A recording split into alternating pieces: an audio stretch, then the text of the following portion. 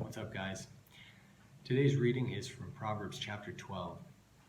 And as I read through it a few different times, one of the themes that kept sticking out to me was this contrast that continues throughout in regards to truth and lies, or telling truth and telling lies. We can find that in verse 5 of Proverbs 12, verse 17, verse 19, and verse 22. And often when we think about truth and lies, we think about it in the context of speaking to other people, and many times that's how it's written. But the thought that came to my mind this time reading it was in regards to our self-talk, the things that we tell ourselves, sometimes even the things that we don't consciously think, but that are just thoughts that are programmed into our mind that have quite an impact on the way that we do things, because it's the way that we think about ourselves. In verse 22, Proverbs chapter 12, it says, "Lying lips are an abomination to the Lord, but those who deal truthfully are his delight." And God desires to delight in us. He desires us to see the value that he has placed upon our lives.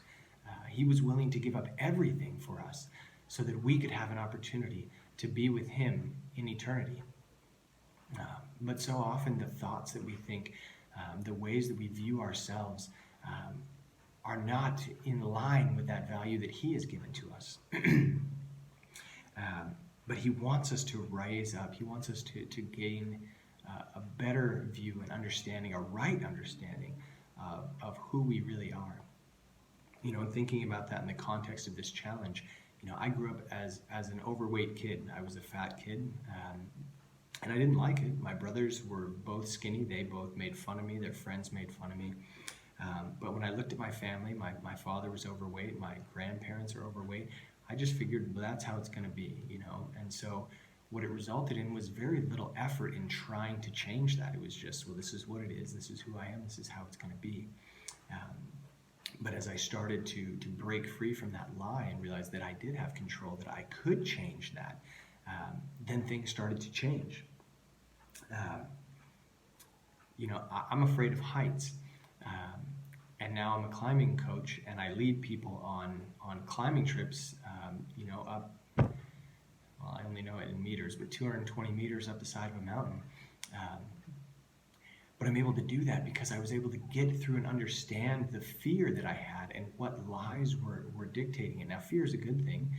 It's been programmed into us to protect us, but sometimes the fears are irrational or they're not realistic.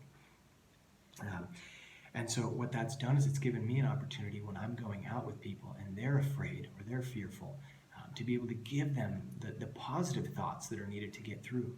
So often we take customers out and they get up to a certain point and they say, "Oh, I can't do it. I can't go anymore.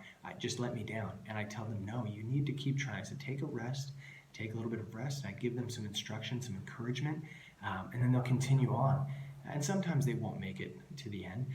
But when they come back down, I use the laser pointer and I show them, this is where you gave up the first time, and this is where you gave up the second time, and this is where I finally let you down from. And it helps them to see that the thoughts that they had, that I can't go any farther, that wasn't true, that they were physically able to do it.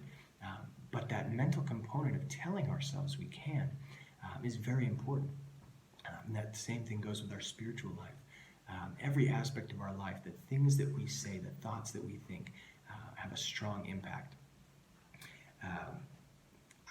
This is not a paid endorsement, but I wanted to bring up a book that really impacted my wife and I's lives, Telling Yourself the Truth by William Backus. I got this for 50 cents at a Goodwill. You can buy them very cheaply. But being able to see the lies that you tell yourself, the falsehoods that are there that you often don't even know about, is very important. This book gives you a lot of tips on how to be able to assess that and to be able to change it. So I just want to encourage you with that thought as we move forward with this challenge. Think about the things that you're telling yourselves, and think about whether they're true or how you can change them. Have a blessed day today.